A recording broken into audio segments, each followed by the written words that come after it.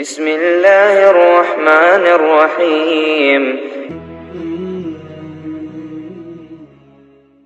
আয়াতুল কুরসি সম্পর্কে জানতে চাই, এটি কখন পাঠ করা উত্তম এবং নিয়মিত পাঠদানে আমরা আল্লাহর নিকট হতে কি পাবো? আয়াতুল কুরসি কোরআনের সবচেয়ে ফজিলতপূর্ণ সূরা বা ফজিলতপূর্ণ আয়াতগুলোর একটি অন্যতম। আল্লাহ তাআলার আলোচনা পুরো আয়াতে রয়েছে। এটাই আয়াতের মর্যাদা এবং শ্রেষ্ঠত্বের সবচেয়ে বড় কারণ।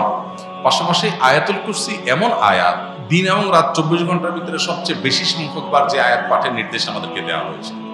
এই আয়াত দিন এবং রাতে মোট কতবার পাঠ করতে হয় আমাদেরকে? হাদিসের গাইডলাইন অনুযায়ী সকাল সন্ধ্যা 2 বার, 5 ওয়াক্ত নামাজের পরে একবার করে 5 বার, তাহলে কয়বার হলো? 7 বার। ঘুমানোর সময় শোয়ার আগে আরেকবার, কত হলো? কমপক্ষে 8 বার আয়াতুল কুরসি পাঠ করা দিনে সুন্নাহ। অন্য খুব কম দোয়া আছে যে দোয়া দিনে কমপক্ষে 8 বার পাঠ করতে হয়। আয়াতুল কুরসি এমন একটি গুরুত্বপূর্ণ আয়াত যে বারবার নবী সাল্লাল্লাহু আলাইহি ওয়াসাল্লাম আমাদেরকে পাঠ করতে বলেছেন। এর মাধ্যমে সহিহ বুখারীর হাদিস অনুযায়ী বোঝা যায় যে রাতে কেউ পাঠ করলে চোর থেকে, শয়তান থেকে আল্লাহ তাকে সেফ রাখবেন, হেফাজতে রাখবেন। এবং কেউ যদি নামাজের পরে পড়ে, পরবর্তী নামাজের আগে তার মৃত্যু হলে আল্লাহ তাআলা তাকে জান্নাত নসিব করবেন। কোনো ব্যক্তি এশার ফরজ নামাজের জামাতে অংশ নিল 4র্থ রাকাতে, তাহলে বাকি 3 রাকাত নামাজ কিভাবে আদায় করবে? এশার নামাজের শেষ রাকাতে অথবা যোহরের নামাজের শেষ রাকাতে বা যে কোনো নামাজের শেষ রাকাতে কেউ শামিল হয়েছে, শেষ রাকাতটা পাইছে ইমামের সাথে, রুকুতে পাইছে বা রুকুর আগে পাইছে, তাহলে শেষ রাকাতে ইমামের সাথে বৈঠক করে তিনি ইমাম সালাম ফেরানোর সময় সালাম ফিরাবেন না, তিনি দাঁড়িয়ে যাবেন। দাঁড়িয়ে তিনি প্রথম যে রাকাতটা, নিজের প্রথম রাকাত ইমাম সালাম ফেরানোর পরে যেটা পড়বেন সেটাতে তিনি সূরা ফাতিহার সাথে একটা সূরা মিলাবেন। এরপরে রুকু সিজদা করে প্রথম রাকাত শেষ করে প্রথম রাকাতে বসবেন। সাধারণত প্রথম রাকাতে আমরা বসি না, কিন্তু তিনি বসবেন। কেন বসবেন? কারণ সিরিয়ালে এটা তার দ্বিতীয় রাকাত, ইমামের সাথে একটা রাকাত পাইছে, এটা এখন সেকেন্ড রাকাত, সেই হিসাবে এই রাকাতে বসবেন। তাহলে পরপর 2টা বৈঠক হবে, একটা ইমামের সাথে বসছে, একটা নিজের। এরপরে আবার দাঁড়াবেন, দাঁড়িয়ে সূরা ফাতিহার সাথে সূরা মিলাবেন। কারণ তার প্রথম 2 রাকাত মিস হয়েছে ইমামের সাথে, যেগুলো সূরা মিলানো ছিল সেগুলো এখন তিনি আদায় করবেন। সো এখানেও সূরা ফাতিহার সাথে সূরা মিলাবেন এবং এই রাকাতে তিনি আর বসবেন না, কারণ সিরিয়াল এটা তার কত নম্বর রাকাত? 3 নম্বর রাকাত। দাঁড়িয়ে যাবেন, দাঁড়িয়ে সূরা ফাতিহা পড়বেন, এর সাথে আর সূরা মিলাবেন না, শেষ রাকাত 3 নম্বর রাকাত তার। এবং এরপরে তিনি এই রাকাতের শেষে বসবেন, কারণ এটা তার 4র্থ রাকাত, ইমামের সাথে একটা পাইছে, নিজের 3টা। এরপর সালাম ফিরিয়ে ফেলবেন, যথাযথভাবে তার নামাজ হয়ে যাবে ইনশাআল্লাহ। আমার বাবা স্ট্রোক করে শয্যাশায়ী হয়ে আছেন দীর্ঘদিন ধরে। তিনি সারা জীবন আমার ভাই বোনের মানুষ করেছেন, কিন্তু তিনি আমার মায়ের সাথে বরাবরই অসদাচরণ করেছেন। এখন দীর্ঘদিন অসুস্থ থাকার পরেও ওনার ভাই বোন ওনার চিকিৎসা ভার বহন করেননি, আর আমার নানুর পরিবারও চিকিৎসা খরচ বহন করার ব্যাপারে অসম্মত। আমি এখনো স্টুডেন্ট বিধায় আমার পক্ষেও চিকিৎসা করা সম্ভব হচ্ছে না। আমি কি সন্তান হিসাবে বাবার দায়িত্ব পালনে ব্যর্থ? আপনার বাবা আপনার মার সাথে খারাপ আচরণ করলেও সন্তান হিসেবে আপনি আপনার বাবার প্রতি আপনার দায়িত্ব আদায়ে ঘাটতি করতে পারবেন না। তিনি অন্যায় করে থাকলে তিনি আল্লাহর কাছে দায়ী থাকবেন, আপনারটা আপনি করতে হবে। মনের বিরুদ্ধে যে হলো, আল্লাহকে খুশি করার জন্য আপনি এটা করবেন। সামর্থ্য থাকলে সাহায্য করবেন, সামর্থ্য যদি না থাকে তাহলে সেক্ষেত্রে আপনার দায় নাই। কিন্তু সামর্থ্য নাই যে এটা ক্লিয়ার হইতে হবে। সামর্থ্য নাই এর মানে কি? আপনি কেউ ভালোভাবে চলেন, তাকে মিনিমামটা আপনি হেল্প করছেন না, সেটা হলো আপনি গুনাহগার হবেন। আর যদি আপনার আসলেই কোনো সামর্থ্য না থাকে তাহলে আল্লাহর কাছে দায় নাই।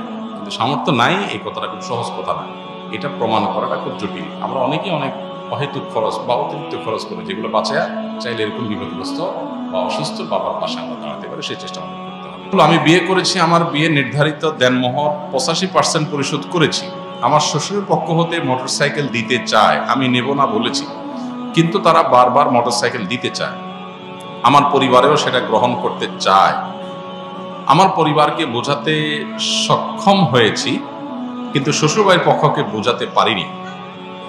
এ মাসে মোটরসাইকেল কিনে দিতে চায়, এটা গ্রহণ করা ঠিক হবে কিনা? আপনি যখন নিতে চাচ্ছেন না, ওনারা জোরাজোরি করছেন, মোটরসাইকেল আপনি আমাকে দিতে পারেন,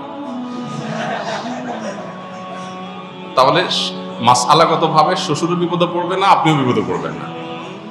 কারণ আমি তার মেয়ে বিয়ে করি নাই, সো আমি নিলে সেটা যৌতুক হবে না, আর আপনার শ্বশুরের দেওয়ার শখটা পূরণ হয়ে যাবে। এটা সবচেয়ে সহজ সমাধান। আর যদি এই সমাধান আপনাদের পছন্দ না হয়, তাহলে আমি বলবো আপনি আপনার যে মহারণা 85% পরিশোধ করেছেন, বাকি 15% আপনাকে পরিশোধ করতে হবে। তার সাথে এই মোটরসাইকেল পাওয়া না পাওয়ার কোনো সম্পর্ক নেই। শ্বশুরকে বোঝাতে হবে বিষয়টা, আপনি কেন নিতে চাচ্ছেন, এই জিনিসটা তাকে বোঝাতে হবে। তাকে বলতে হবে যে আপনি আপনার মেয়েকে বা জামাই হিসাবে ছেলের মতো আমাকে আপনি স্নেহ করে কোনো কিছু দিতে চান, সেটা ইসলাম নিষেধ করে না। হাদিয়া দেওয়া মোটা দাগে নিষেধ না, কিন্তু বিবাহের আগে পরে ছেলে পক্ষকে এই জাতীয় জিনিসপত্র দেওয়াটা সামাজিক কালচার সংস্কৃতির অংশ হয়েছে। এইটা যদি আপনি দেন, এটা একটা দৃষ্টান্ত। আরেক বাবা তিনি তার কন্যা জামাইকে তা দিতে হবে, মানসিক চাপ তৈরি হবে, কারণ সমাজে যখন সবাই দেয় একটা রেওয়াজে পরিণত হয়। অতএব এটা ভাঙা দরকার। আমরা শ্বশুর জামাই মিলে ডিসিশন নেই, এটাকে আমরা ভাঙার চেষ্টা করি। আপনি আমাকে এমন কিছু দেন যেটা আসলে সমাজে যৌতুক হিসাবে দেয় না। মোটরসাইকেল তো যৌতুকের কমন একটা আইটেম। যৌতুকের কমন আইটেমগুলোর ভিতরে কি? মোটরসাইকেল, ফ্রিজ, টিভি, সোফা, তারপরে এই জাতীয় আরো যেসব বিষয়গুলো আছে, এগুলো হলো যৌতুকের একেবারে কমন আইটেম। আপনি ডাইরেক্ট যৌতুকের আইকনিক আইটেম দিলে যৌতুকটা সমাজে আরো প্রতিষ্ঠিত হবে। আপনি যদি আপনার শ্বশুরকে জিনিসটা ভালো করে বুঝাইতে পারেন, তাহলে আমার মনে হয় না অসুবিধা হবে। তারপর যদি না বুঝাতে পারেন, তাহলে শ্বশুরকে আপনি বলেন যে ঠিক আছে, আপনিও খুশি থাকেন, আমিও খুশি থাকি, চলেন সাইকেলটা কোনো হুজুরে দিয়ে দিন। সেটা তো দিবে না, জামাইকেই দিবে। তাহলে বোঝা যাচ্ছে যে এটা আসলে মেয়ের সুখ শান্তির জন্য বাবারা ব্যাকুল থাকেন, যে জামাইকে একটু কিছু দিয়া টিয়া হইলেও যদি একটু বাবা রাখা যায়, আমার মেয়েটা একটু ভালো থাকে। সেজন্য আপনি বলবেন যে আব্বা যান, শ্বশুর আব্বা যান, আপনার মেয়ে আমার কাছে নিরাপদ থাকবে ইনশাআল্লাহ, মোটরসাইকেল দিলেও না দিলেও আপনি কোনো টেনশন নেবেন না, বরং এটা দিয়ে আমরা ভালো কোনো কাজ করব, বোঝানোর চেষ্টা করবেন। তারপরও তিনি যদি অঢেল সম্পদের মালিক হন বা অনেক সম্পদ তার থাকে এবং তিনি তার মেয়ের জামাই হিসাবে আপনাকে এটা দিচ্ছেন, আরো মানুষকে দেন, অনেক মানুষ এরকম আছে, তাহলে সেক্ষেত্রে এজ এ হাদিয়া এটা নেওয়া মৌলিকভাবে নাজায়েজ না। যদি সেটা আপনারা শর্ত দিয়ে না নেন, জোর করে তারা দেয়, তাহলে এটা নেওয়া আপনার জন্য নাজায়েজ না। কিন্তু আপনি এই কালচারটা দূর করার চেষ্টা করলে আপনি আল্লাহর কাছে সওয়াব পাবেন, যাতে করে অন্য বাবাদের কাছে এটা একটা দৃষ্টান্ত হয়ে না যায়, তাদের উপরে যেন প্রেশার তৈরি না হয়। যখন সমাজে কয়েকজন দিবে, আশপাশে অন্য মেয়ের বাবাদেরও দিতে হবে, একটা চাপ তৈরি হয়। এই জন্য এই কালচারটা আমাদের দূর করা দরকার। আলহামদুলিল্লাহ এদেশের ওলামা একরাম নানাভাবে এই যৌতুকের অভিশাপের বিরুদ্ধে বিভিন্ন সময় মিম্বর থেকে, মাহফিল থেকে সমাজ সচেতনতামূলক কার্যক্রম হাতে নিয়েছেন, বক্তব্য দিয়েছেন। এর ফলশ্রুতিতে যৌতুক আলহামদুলিল্লাহ জাদুঘরে উঠে গেছে ইতিমধ্যে। যেটুকু আছে সেটুকু আমাদের বিদায় করতে হবে ইনশাআল্লাহ।